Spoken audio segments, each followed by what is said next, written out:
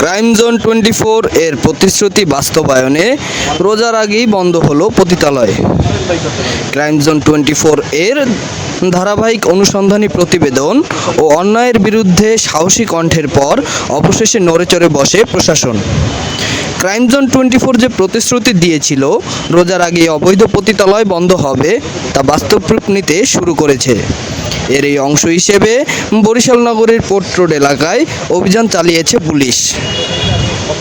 Kotwali model থানাধীন স্টিমারঘাট police ফাঁড়ির in charge SI নাসিমের নেতৃত্বে হোটেল চিল ও হোটেল পপুলারে বিশেষ অভিযান পরিচালনা করা হয়।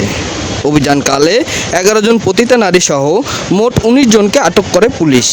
পুলিশ জানিয়েছে, আটককৃতদের বিরুদ্ধে আইনগত ব্যবস্থা প্রক্রিয়াধীন রয়েছে।